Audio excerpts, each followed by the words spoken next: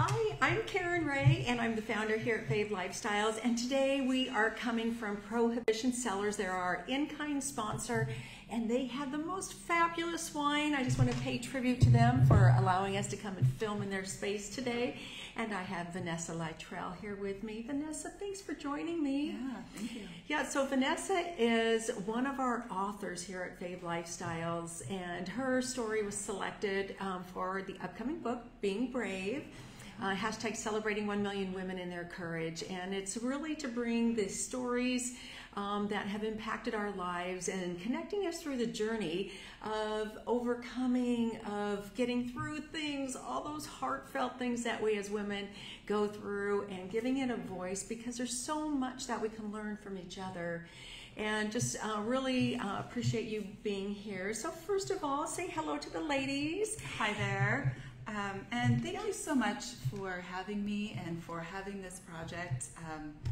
As you will find out throughout the interview, for me it's been a very transformational process. So I just feel very honored to have been invited to write and then invited to be a part of the book. It's a huge honor. Oh, thanks, Vanessa. And you know, that's just been something that's been on my heart for quite some time, to share the stories, to bring a space together where we can not just share the story, but share the journey of telling the story, because what we are learning is that that is one of the bravest things we've ever done too, is to come and write the story. I mean, answering, we do it in a way where it's, you know, the 16 questions that you answered and what that is like. I did it too, and I'm like, I had to sit and really think about it. It's like, oh my gosh, how am I going to answer this? And it is so heartfelt sometimes. So I'm just gonna read a little intro to your story, because we just want to give you a sneak peek of what the story is like. So in Vanessa's heart-wrenching yet powerful narrative, a mother reflects on the pivotal moment she chose to act with unwavering courage for the sake of her son's future. Faced with an impossible decision, she navigates the emotional turmoil of watching her son struggle with mental health issues, ultimately realizing the importance of letting him find his own path. Okay, usually we have these little paddles that say, I relate. So ladies, have you ever had a moment where you had to let your children have their own journey? I mean, I'm right sitting here thinking, oh yeah, I remember this time, you know, how many times? Absolutely. Yeah, so first of all, before we kind of go dive into a little bit of the story, tell the ladies a little bit about you and who you are. Okay. I am a music teacher and performer.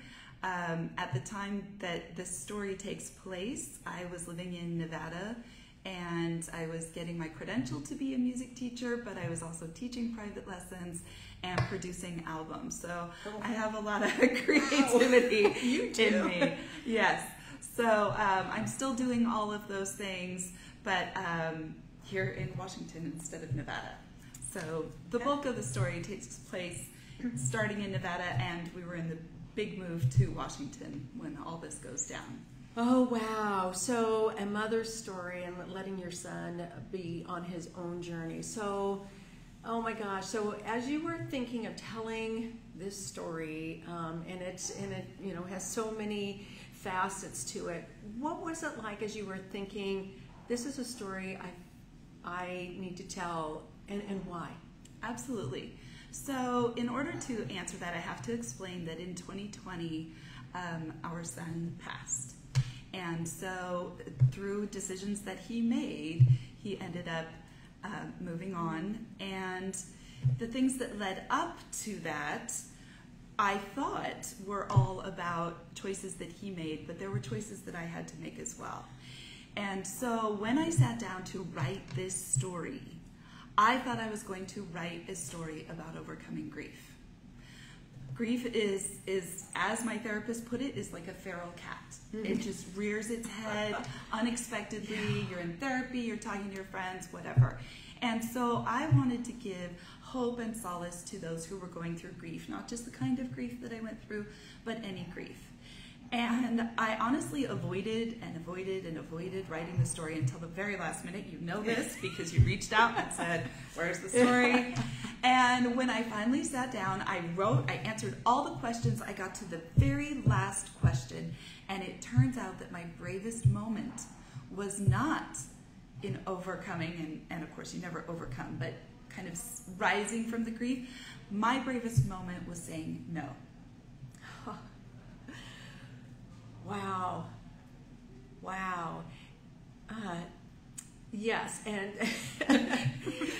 okay, it's a big moment. It is a big moment because I am feeling that, because as I walk through my own story with my own kids, how many times, I mean, it's almost bringing tears to my eyes, because to say no when you see that other person and it's your child, and I know so many moms, we give in and we do, and to say no is really, really hard. Oh, ladies, how many of you out there need to maybe say no to a child? Right. At 3, at 17, at 25, at 32. I mean, it's not a relationship that ends, and it is a journey of ups and downs. Yeah, for sure. So tell me, in that moment, as you reflect back, I mean, was that a conscious thing? It's like, oh, I've got to say no because I've got to create some boundaries, or kind of what were the thoughts, do you think, going through your mind at that time? Honestly, as much as I want to take credit for saying no, it really came out as a maybe. It came out as maybe. Okay. It came out as maybe not. Because, as we just mentioned, it is very difficult to say no to our own family, and especially our children. So when I said maybe not, it was also precipitated by sitting down and talking to other loved ones who were concerned for my health, as his health was affecting my health. And they were asking, nay, begging me to make different choices. And so it was really loved ones looking from the outside saying, this is not healthy, and having to kind of step up for myself. Yeah. Yes, and I like what we allowing him to have his own journey. Correct. How many times do we try to insert ourselves into somebody else's journey? Absolutely. And again, it's hard because sometimes you don't see it because you want to help. You think you're helping. Right. And I'm not a coach or anything, but I'm just relating it to my own story, because I too have had people say, you have to allow your sons, your children to have their own journeys. And I'm like, but they need me. Right. Right. They need me. Right. It's like, yeah, they do, but yes. So as you're writing this story too, because it does involve somebody, you want to honor that person, right? And the people who are involved. So, what were your thoughts? Did that come into play at all, or what were the challenges as you were writing this story that came up for you? Certainly. Oddly, one of the greater challenges is how this would look to my other son. Oh yeah. Okay. His relationship with the son that passed is complicated. And in fact, at his memorial service, he got up and said, I was not necessarily a fan of my brother, and I'm not necessarily sad. And that was the hardest thing to hear as a mother. And he was right to have his own feelings. His relationship with his sibling is his relationship. Yeah. And it was very important to me that in the telling, it neither exalted nor put down my son.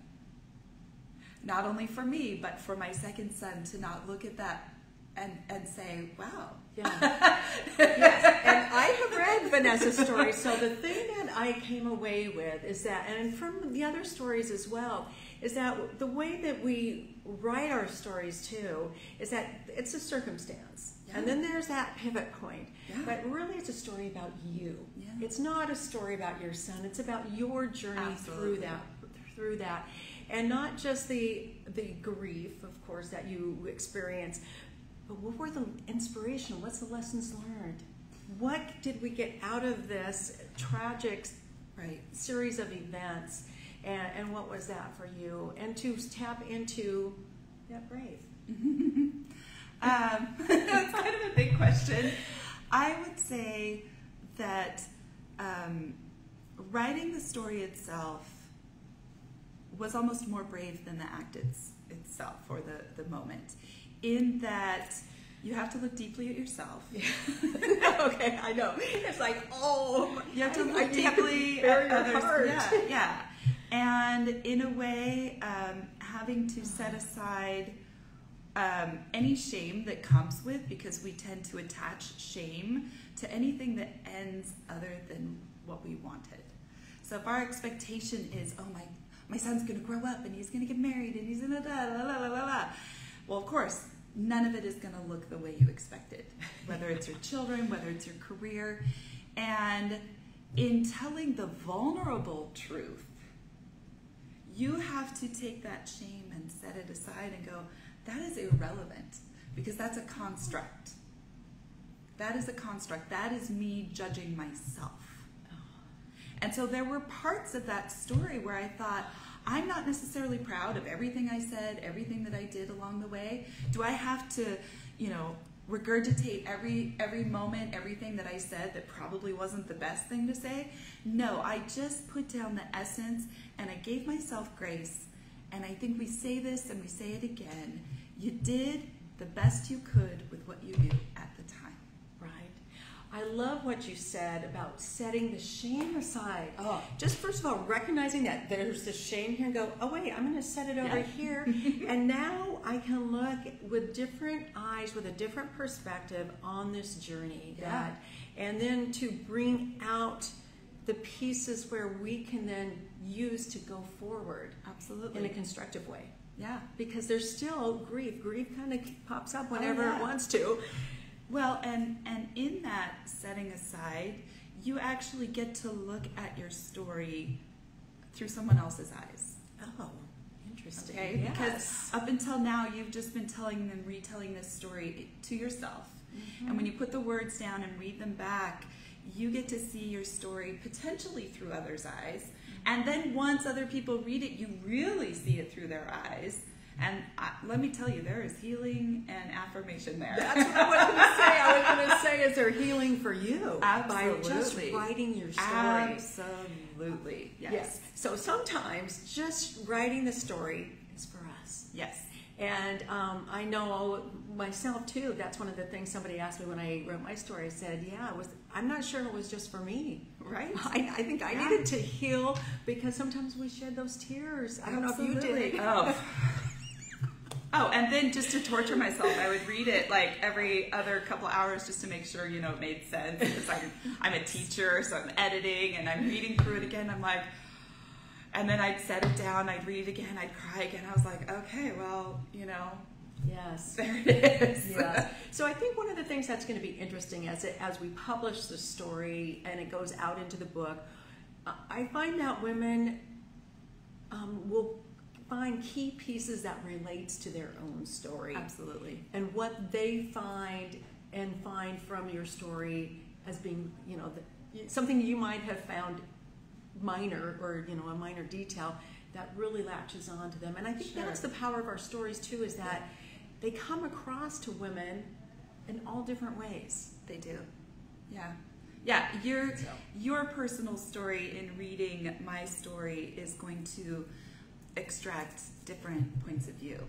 Yes. And I think at the bottom of it, we tend to think, oh, that story doesn't relate to me because it's about juggling, it's about this. No, it's about self-awareness and self-confidence and all of that. So, we may not be doing the exact same things, but what we are is finding that deeper connection. Yes. So one thing that you can celebrate by writing your story and sharing it with other women is there's something that you can go, you know what? I'm glad that I did it. And I'm just going to celebrate that moment.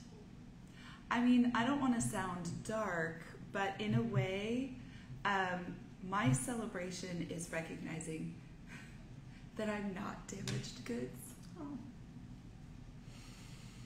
Yeah. I just want to give you a big hug. I want to give you a big hug. Oh my goodness. Ladies, I mean, isn't that what we going through my situation, I thought I was broken too. And for you to say that, because I see you as so put together, right? And you have such wisdom and those things, all these beautiful gifts. And to know that you recognize that, you're not broken. And you bring such beauty to the world. Oh my gosh. Thank you. Yeah, thanks for sharing that with us. I really appreciate it. Yeah. So as we close out, what is something you would like to share with the ladies? I think it's important that we not be afraid of our own shadow. Oh, yeah. I love that. We're just going to end on that. Don't be afraid of your own shadow. You know, ladies, and step out there. You have a brave story too, and Vanessa was very open with us, and it is a beautiful story. And I know the piece that I got from it was, you know, it's okay to say what you're available for or not available for, and allowing our children to have their own journeys. And as much as we would like to help and support, this is for me, my takeaway is that to ask them if they need my help. Right? I have never asked. I never asked. I assumed they needed my help. Yes. So, and and as you wrote your story, because I wrote mine after everyone else's, and I thought, okay, if they did it, I can do it too. Yes. And I wrote it, and then I rewrote it, and yes, many tears, but it just is so healing and such. We learn our own lessons from our own stories. So, we do. Ladies, I would love to encourage you to write your story, and you can go to favelifestyles.app. And just hit the celebrate button and you'll see a place to submit stories. And we do it interview style, 16 questions. So it's simple but not easy. But do it. I mean, even if you do it for yourself, even if you do it as a journal exercise and nobody sees it but you, I think ultimately you will want to share it because you'll get to the end and go, can I say it? Hot damn. I did some stuff. I made it through some things. Yes, and that is, you know what? And we can give ourselves a little pat on the back and go, I did this. I got through this. Yeah. Because it is in your book of proof then, and it'll help you get through the next situation. And hopefully all the other situations will be easy peasy and but life happens. So, ladies, thanks for journeying with us here at Fave Lifestyles. We love you. Share your story, or you just want to go be inspired by a story. Go again. You can find it right on our app at favelifestyles.app. And yes, we'll see you next time. All right. Bye now.